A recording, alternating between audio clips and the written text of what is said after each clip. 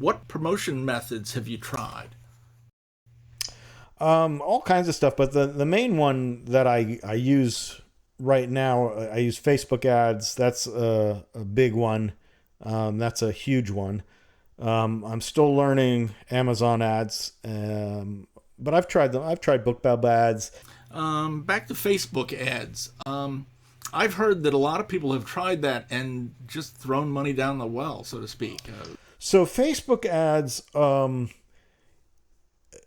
if done right, you can succeed and make a lot of money, or at least not lose a lot of money. You'll break even, or you'll make money. Okay. If done wrong, you'll lose money quickly. And if done right, to learn how to do it right, you have to do it wrong for a while. So if you're going to get into Facebook ads, I tell people that they should have an allowance of money that they are expecting to lose. Kind of like going to Vegas. This is how much I'm going to lose every day as I learn. And, you have to learn the system. You have to but once you understand how it works, you still have to learn. You still have to do a lot of trial and error, because it's not like you just throw up your book and magically people start buying. It's an advertising thing. And I'm sure most writers are like myself and do not have a background in marketing and advertising. So I had to learn what kind of images worked. Well, first I had to find out who my readers were, because you have to target your readers. So targeting for me, if I was targeting a bunch of 18 to 25-year-old men, I was getting zero, because those are not my readers, Okay. So you have to really learn who your readers are, because you want to target them. And that's trial and error.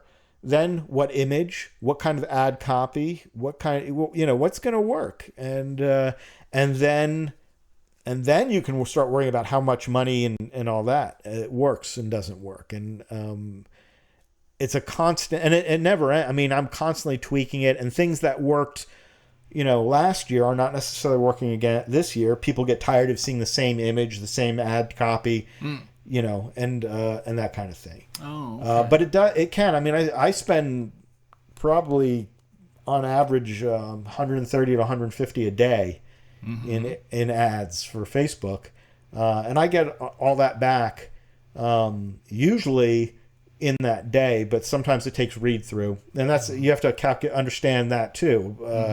It's not just. I know people have done it successfully. I have not, which is to market a standalone book.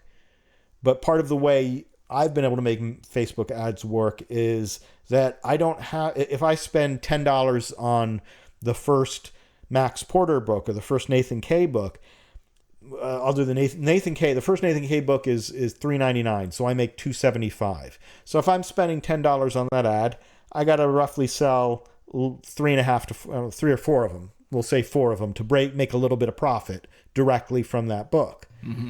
But if I sell 2 of them, technically I've lost money that day. But I also know from what my read-through rates are, and I know that those 2, probably one of them will go on to buy the next book and the next book. And so, when you have I'm dealing with little numbers, but when you accumulate enough numbers, I know for every 100 people who actually purchase the book, so much of a percent will read number 1 or 2, 3, 4, and I'm working on book 10 right now. So, I got people so I know the value of one person actually buying a book all the way through, and I calculate that based on that's the read-through value, and that's what I go against. Does that make sense? It makes perfect sense. And it sounds like it's a huge advantage to have a series rather than just maybe 1 or 2 books. If you're going to be paying for on many levels it does. It's just, if it's not your thing and you only like to write standalones, it can be done. There are people who've made careers off of it. But in the modern world we live in, the contemporary day and age, people have grown up with television. And television is every week's a new episode, right? Yeah. And now we have binge watching, of course, but it's still multi-episodes. And even movies now are multi-episode things. Yeah, recurring the same characters over and over. Yeah, and people, they invest themselves in this and they just don't want it to end. One of the things I do and this really helped also figure out who my audience was I built a mailing list up, and every year at the beginning of the year I do a survey, just my annual survey, and so it's of the people there who want to. It's a self-selecting survey, the people who want to participate. But these are people who, A, have already signed up for my mailing list, and B, are choosing to participate, which means these are real fans who really want me to know who they are. And one of the things, I ask them for demographic information, which helps me figure out who they are. But I also always ask them, would you like more? I list my series. Which series would you like most of next year? And one of the things is always standalones. And there's usually about 30% of the people say, I want more standalones. But every time I put out a standalone, some of them haven't even broken even ever, in being out for years. And some of them are, some of them, of the standalones, actually, a couple of them are really outstanding books, if I do say so myself. I've had people, tell me that's my favorite book you've ever written. I'm like, that's wonderful, but I can't keep doing it that way. I got to make a living.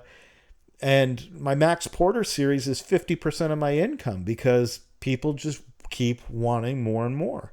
To the point, I just put out the 13th book a few weeks ago, and in like 1 week it had earned out, which that just doesn't. My other series usually take a month or so, or in some cases have never earned out.